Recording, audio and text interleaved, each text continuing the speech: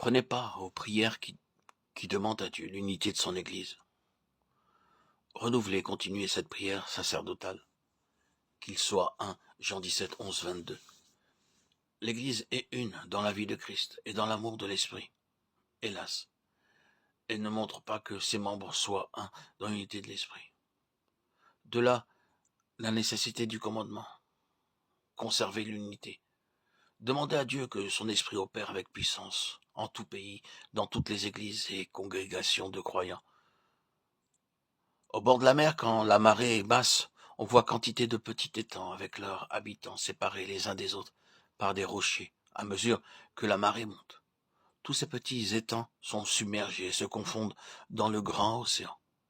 Il en sera de même de l'Église de Christ, lorsque, selon la promesse de Dieu, l'Esprit sera répandu comme des ruisseaux sur la terre sèche. Ésaïe 44, 3. Chacun reconnaîtra alors sa puissance, et chez lui-même et chez les autres, et le moi s'effacera sous la domination de l'Esprit. Comment amener ce changement? Comment hâter les temps où cette prière sera exaucée? Qu'il soit un, afin que le monde connaisse que tu m'as envoyé et que tu les aimes comme tu m'as aimé. Jean 17, 22, 23.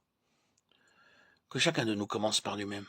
Dès à présent, prenez la résolution, vous, l'enfant de Dieu, de prouver de cette manière-là que vous êtes à Dieu et que son esprit demeure en vous.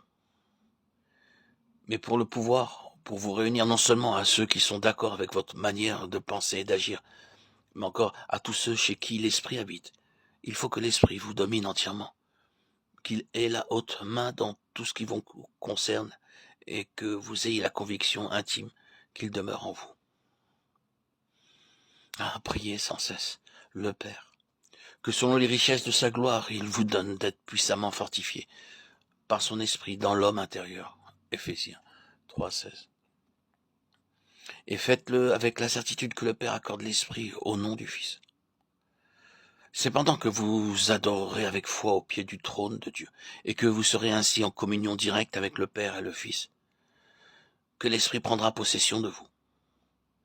Plus il remplira tout votre être et fera grandir en vous l'homme spirituel, plus aussi le moi s'effacera, laissant à l'Esprit de Christ la liberté de vous employer à édifier et rapprocher entre d'autres croyants. L'Esprit de Christ sera en vous, l'onction sainte, l'huile de consécration, qui fera de vous ce que Christ a été ici-bas.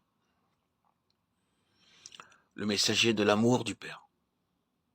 Soit par votre humilité et votre douceur dans la vie de chaque jour, soit par votre support et votre bienveillance au milieu de difficultés et des disputes d'église, soit aussi par votre cordialité, votre sympathie et votre dévouement à aider tous qui en ont besoin. Vous ferez voir que l'esprit qui habite en vous appartient à tous les membres du corps de Christ, autant qu'à vous-même, et qu'il se sert de vous pour atteindre, instruire et bénir tous ceux qui vous entourent.